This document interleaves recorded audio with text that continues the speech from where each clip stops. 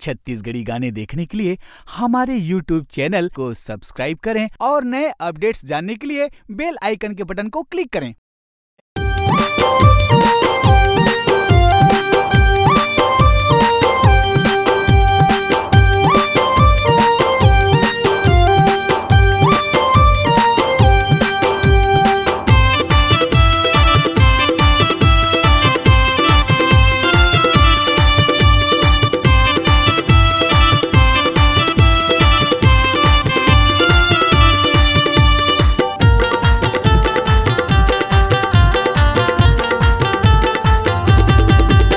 जवानी गदगदाए है रानी, गन्ना कस डांग ओ गन्ना कस डांग।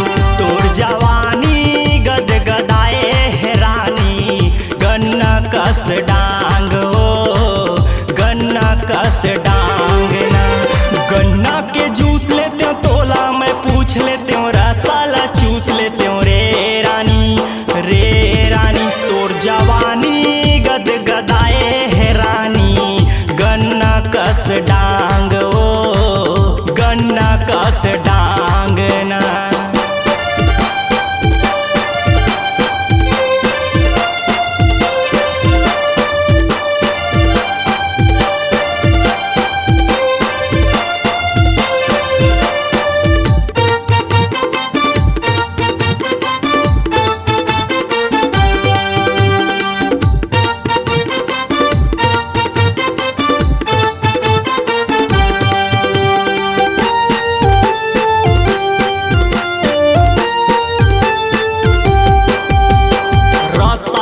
तोर जवानी मरानी, गाल दिखाए वो रसगुल्ला कस।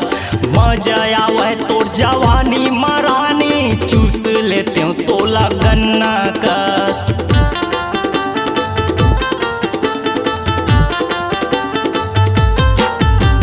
रसा भरे तोर जवानी मरानी, गाल दिखाए वो रसगुल्ला कस। मजा आवे तोर जवानी मरानी, चूस लेते हो तोला गन्ना कस। गन्ना के जूस लेते हो तोला मैं पूछ लेते हो, रसाला चूस लेते हो रे रानी रे रानी। तोर जवानी गदगदाए है रानी, गन्ना कस डांग ओ गन्ना कस डांग ना। तोर जवानी गदगदाए है रानी, गन्ना कस डांग ओ गन्ना कस डांग ना।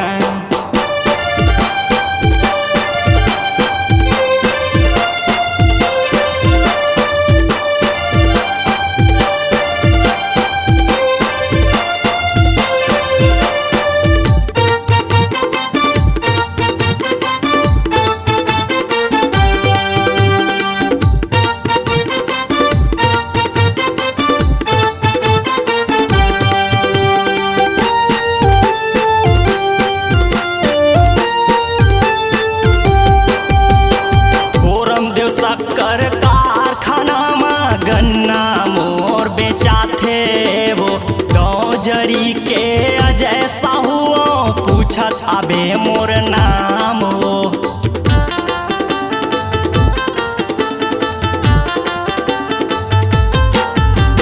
भोरम दे शक्कर कारखाना में गन्ना मोर बेचाथे वो, गाँव जरी के अजय साहू पूछत आबे मोर नाम हो। पूछत आबे झनते भुलाबे, जेवड़न तीर मोर गाँव है गाँव है। तोर